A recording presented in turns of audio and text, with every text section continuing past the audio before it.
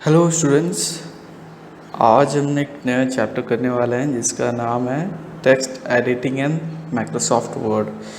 ये बड़ा मज़ेदार चैप्टर है और इसमें थ्योरी तो बहुत कम है, इसमें ज़्यादा प्रैक्टिकल नॉलेज ही है।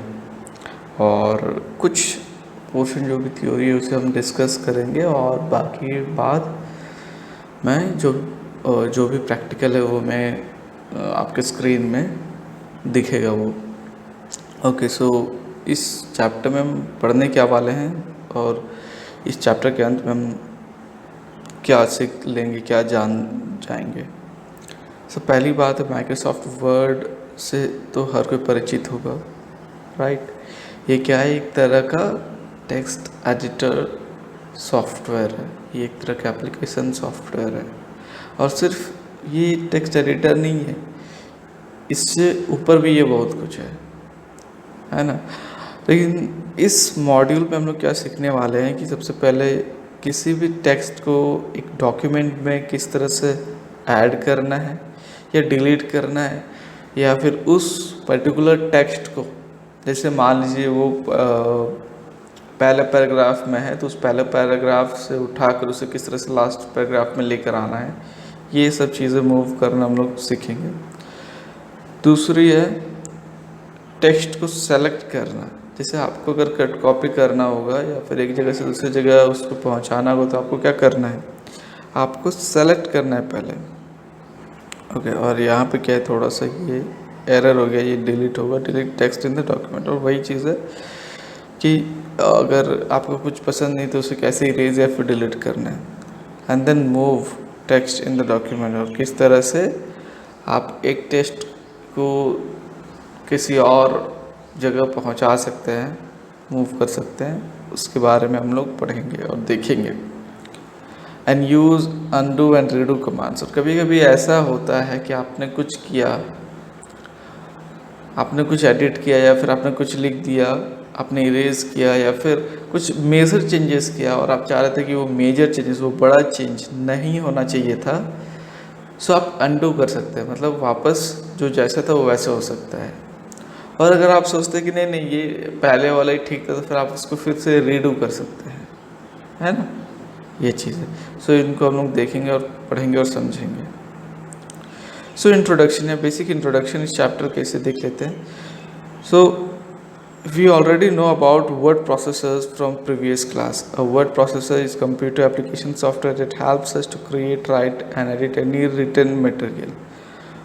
एक वर्ड प्रोसेसर क्या है, वर्ड प्रोसेसर के बारे में तो पिछले क्लासेस में पढ़ चुके हो, राइट। पर ये जो वर्ड प्रोसेसर है ये MS वर्ड प्रोसेसर है, ये माइक्रोसॉफ्ट का वर्ड प्रोसेसर है।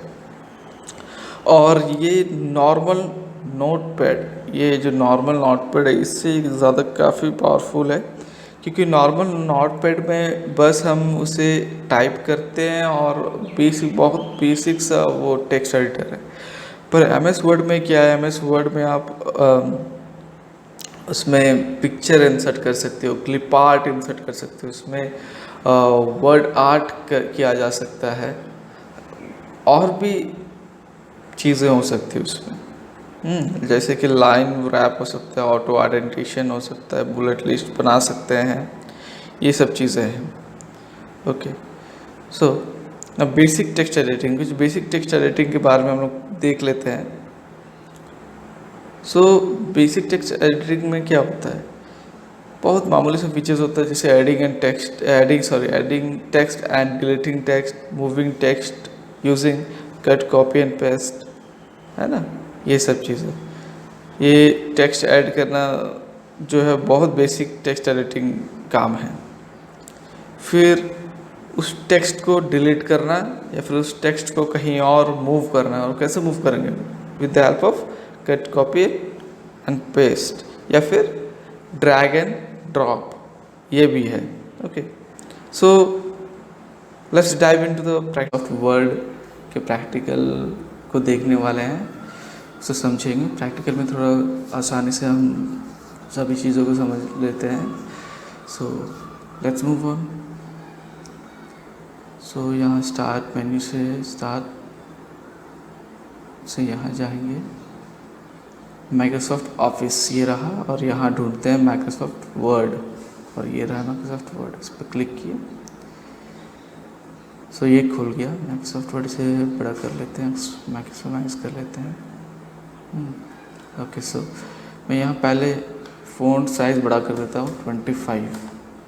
ओके, सो जो भी टाइप करूँगा तो आपको दिखाई दे। सो मैं इसे टाइप करने वाला हूँ TEX text editing with Microsoft Word. Okay, so सबसे पहली बात, ये जो पॉइंट आपको दिख रहा है ना, ये पॉइंट, ये जो यहाँ था, ये क्या है? ये इसे हम कहते हैं इंसर्शन पॉइंट। इंसर्शन पॉइंट के राइट से ही हमेशा टाइपिंग स्टार्ट होता है। ओके, यहीं से ऐड होना शुरू होता है टेक्स्ट का। So now moving on. एक चीज़ आपने देखा होगा कि कीबोर्ड में एक की होता है जिसे हम एंटर की कहते हैं। इसे हम कीबोर्ड के चैप्टर में यानी कि पार्ट्स ऑफ कंप्यूटर पे हमने पढ़ा है, हार्डवेयर में। ओके, सो कीबोर्ड के 5 टाइप्स ऑफ कीज़ होते हैं। सो उनमें की ये स्पेशल की में ये एंटर की भी आता है। ये एंटर की का काम क्या होता है कि सपोज़ किसी अगर आप नेक्स्ट पैराग्राफ में आना है, आपको नेक्स्ट लाइन में आना है, तो क्या दबाएंगे? एंटर की। सो ये मैंने एंटर की दबाया और ये मैं नीचे आ गया, है ना। ओके, सो अब मैं चाहता हूँ कि मैं इसी चीज़ को मैं थोड़ा सा क्या कर देता हूँ कि रिपीट कर देता हूँ, ताकि आप लोग को दूसरे और कॉन्सेप्ट को समझाने में मेरे लिए आसानी हो। सो मैं इसे सेलेक्ट कर लिया कि with the help of mouse मैंने लेफ़्ट क्लिक दबाया और इसे पूरी तरह से सेलेक्ट कर लिया। इसके ऊपर ड्रैग किया तो इस सेंटेंस के ऊपर, तो ये पूरा कवर हो गया, सेलेक्ट हो गया। तो इसे मैं Ctrl+C से सेलेक्ट कॉपी कर लिया और ये नीचे में आया और Ctrl+V यहाँ से पेस्ट कर दिया। ओके, या फिर मैं ऐसे भी कर सकता हूँ, इस पर राइट क्लिक ऐसे दबा के, है ना, यहाँ पे अगर मैंने कॉपी से किया होता तो फिर यहाँ पे पेस्ट का आता ऑप्शन। ओके, ऐसा। सो मैं फिर और एक इसे पेस्ट कर देता हूँ, ये रहा, और एक कर देता हूँ।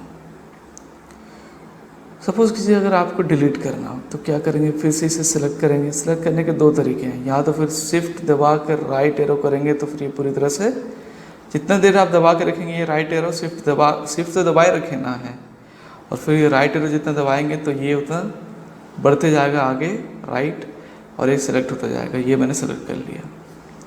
सो इरेज करने का 2 तरीका है, एक है बैक स्पेस और दूसरा है डिलीट।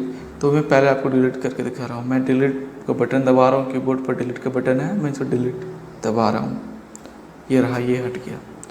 सो फिर मैंने पेज अप जो एरो की है, अप वाले एरो की, मैं उसे प्रेस कर रहा हूँ और ये मैं ऊपर आ गया। फिर से मैं शिफ्ट को दबाकर फिर से मैंने राइट, रुकिए, ये हाँ, शिफ्ट दबाकर ये मैंने राइट दबाया और ये पूरा सेलेक्ट हो गया। और इस बार मैं फिर से इरेज करूँगा, but with the help of back space. ये बैक स्पेस दबाया और ये इरेज हो गया। ओके, सो आई होप यहाँ तक समझ में आ गया इरेजिंग का फंडा, डिलीट करने का फंडा एकदम क्लियर है, इसमें कोई डाउट नहीं है ना। सो फिर और एक चीज़ है, जो जिस कॉन्सेप्ट को हम लास्ट में पढ़ने वाले थे उसे हम शुरू में पढ़ रहे हैं। ओके, क्योंकि मुझे लग रहा है कि अभी बता देना ज़्यादा सही रहेगा। सो ये क्विक एक्सेस टूल बार है, ये जो आपको दिख रहा है, जहाँ मैं ये कर्सर पॉइंट आउट कर रहा हूँ, यहाँ ये अंडू टाइपिंग है, यानी कि जो मैंने इरेज कर दिया था, मैं चाहता हूँ कि ये वापस आ जाए, तो फिर मैं इसे अंडू करूँगा। ये वापस आ गया एक, मैं चाहता हूँ कि और जो मैंने लिखा था उसे भी मैं वापस लाना चाहता हूँ, तो फिर ये वापस। फिर मैं सोचता हूँ कि नहीं, मैं चाहता हूँ कि सिर्फ 2 ही लाइन रहे, तो मैं क्या करूँगा, मैंने इरेज किया था ना, सो अब दोबारा से डिलीट करने के बजाय मैं क्या करूँगा, रीडू करूँगा, तो फिर ये हट जाएगा। और फिर और एक बार रीडू किया तो ये हट गया। और एक बार मैं रीडू नहीं कर सकता क्योंकि मैंने कुछ अंडू ही नहीं किया था, तो फिर रीडू कैसा होगा, है ना। सो ये कॉन्सेप्ट भी क्लियर है। नाउ किसी भी टेक्स्ट को मूव करने का 2 तरीका है, या तो उसे ड्रैग ड्रॉप कीजिए। ड्रैग ड्रॉप क्या होता है, जैसे मैं ये टेक्स्ट को सिलेक्ट किया और इसे सेलेक्ट करके मैं इसे ड्रैग के खींचता हुआ चला आया मैं यहाँ वर्ड के बगल में और इसे छोड़ दिया, तो ये यहाँ आ गया। यहाँ पे था ना, ये एडिटिंग के बगल में था और मैं इसे यहाँ वर्ड के बगल में लेकर आ गया। और मैं चाहता हूँ कि ये इसे मूव करूँ, फिर इस टेक्स्ट को मैं पहले वाले लाइन में लेकर आ जाऊँ। So what will I do, I will cut it. Copy भी कर सकते हैं बट मैं इसे यहाँ से हटाकर मैं यहाँ डालना चाहता हूँ, तो मैं कट करूँगा। कट कैसे करना है, Ctrl+X दबा दिया, सॉरी ये सेलेक्ट हुआ नहीं था, तो ये Ctrl+X दबा दिया, ये एक मिनट, हाँ अब ये होगा, Ctrl+X दबा दिया और एडिटिंग के पहले में आया और मैंने Ctrl+V दबा के इसे छोड़ दिया। सो ये यहाँ पेस्ट हो गया। सो ये कट पेस्ट हो गया, ड्रैग एंड ड्रॉप हो गया। और अगर आप चाहते हैं कि और एक सेंटेंस और एक वर्ड को कॉपी करना, सो यहाँ राइट क्लिक करके कॉपी कर सकते हैं और यहाँ पर आकर इसे Ctrl+V paste. So cut, copy, paste और ड्रैग एंड ड्रॉप से आप मूव कर सकते हो इधर उधर टेक्स्ट को इन अ डॉक्यूमेंट। आई होप ये क्लियर है। ऐड करना समझ गए, डिलीट करना समझ गए, मूव करना समझ गए, सिलेक्ट करना समझ गए, अनडू और रीडू यूज़ करना समझ गए।